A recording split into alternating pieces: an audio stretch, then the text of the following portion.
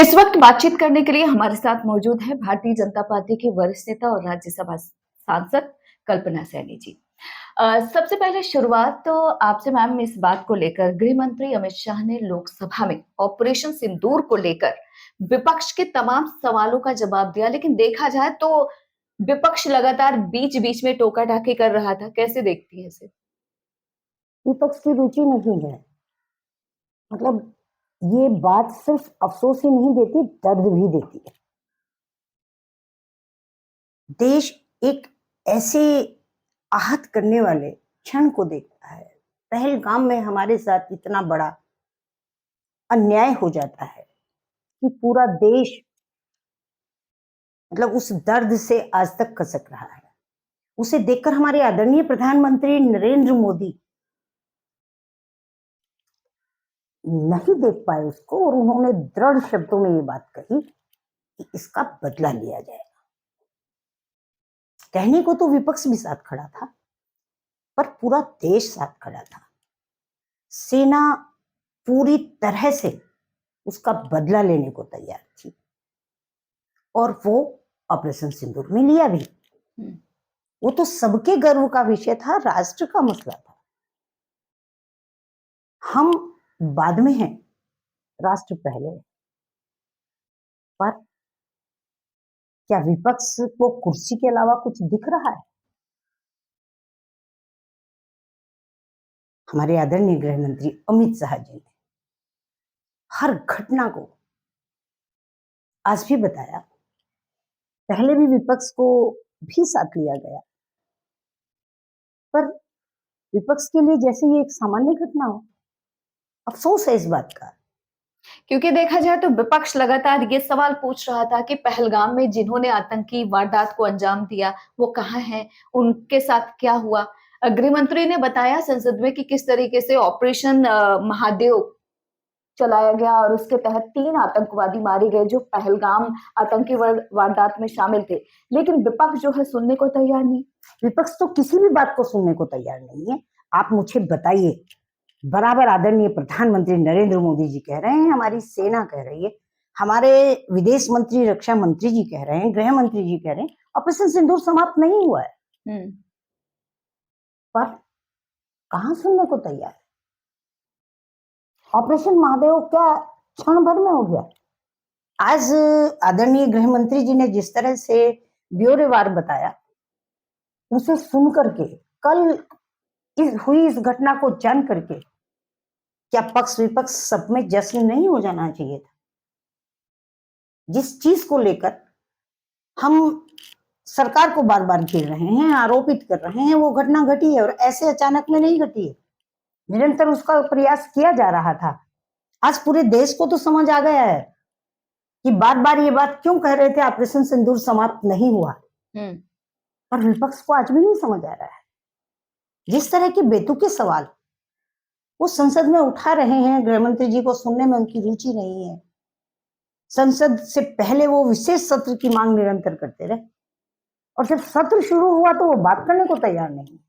और ऐसे में ऑपरेशन सिंदूर पर चर्चा से पहले पूर्व गृह मंत्री पी चिदम्बरम के बयान को कैसे देखती हैं? क्या आपको लगता है कि वो पाकिस्तान को बचाने की कोशिश कर रहे हैं?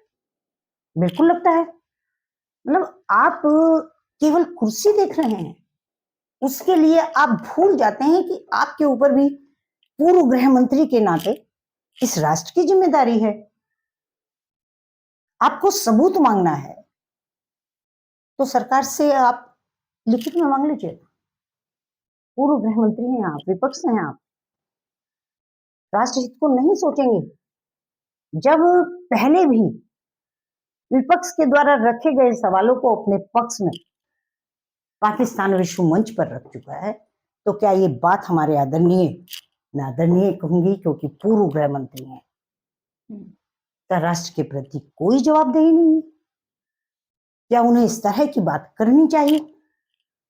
क्योंकि गृह मंत्री अमित शाह ने खुद भी कहा कि आप मुझसे हमारे आदरणीय गृह मंत्री अमित शाह जी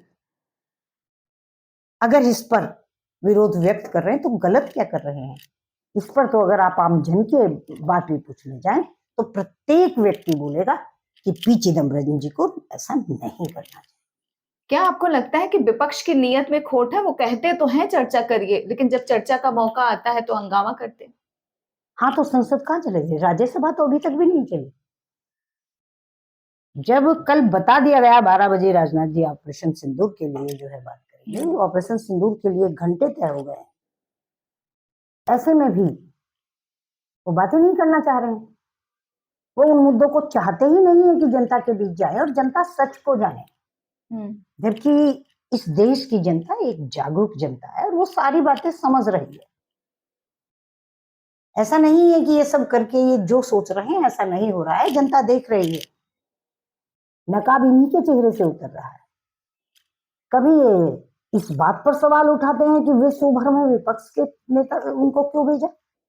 नहीं भेजा तो जो है विपक्ष को तुमने क्यों नहीं साथ लिया? और जो विपक्ष ने विश्व मंच पर अपनी भूमिका अदा की उसे भी नहीं बचा पा रहे हैं।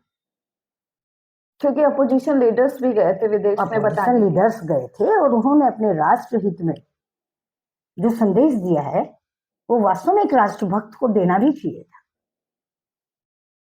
मात्र सत्ता को निशाना बना करके राष्ट्र हित का चिंतन नहीं किया जा सकता और राष्ट्र हित का चिंतन करने के लिए सोच तो बड़ी करनी पड़ेगी।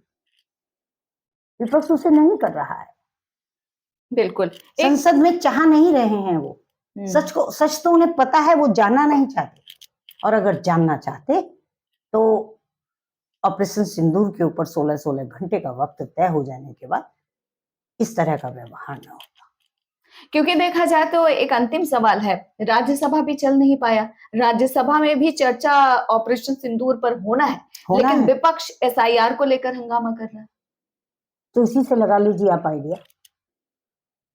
सुप्रीम कोर्ट तक को जो नहीं मान रहे हैं, किस एक विषय पर आप चर्चा के लिए पहले से बोल रहे थे, विशेष सत्र नहीं बुलाया, 21 से सत्र शुरू हो चुका है, समय तय हो चुका है, सरकार पहले दिन कह चुकी है हम ऑपरेशन सिंदूर पर चर्चा करने को तैयार। फिर आप मुद्दे ढूंढ रहे हैं कैसे इससे बचा जाए। तो कैसे आपको जो क्लीन चिट दी जा सकती है?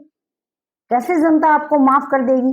कैसे जनता मान लेगी कि जो है आप जनता के हित के लिए साथ हैं, आप राष्ट्र हित का चिंतन कर रहे हैं, आप सेना का सम्मान कर रहे हैं? कितनी बड़ी बात है। हमारी तो सेना ने प्रत्येक क्षण की घटना को बताया। कितनी बड़ी बात है कि जो है वो क्षण आम आदमी के दिमाग से नहीं निकल रहे हैं। पूरा देश उत्सुक था, हर समय सबकी निगाह लगी थी और आप उनमें ढूंढ रहे हैं कि किस चीज पर विरोध प्रकट किया जाए। आपको पहलगाम में होने वाली घटना में उन नागरिकों ने हक नहीं किया क्या? या सेना के इतने पराक्रम पर आपको गर्व नहीं हुआ क्या? जो आप ढूंढ रहे हैं कहां कमियां ढूंढी जाए। फिर कैसा समर्थन दिया आपने?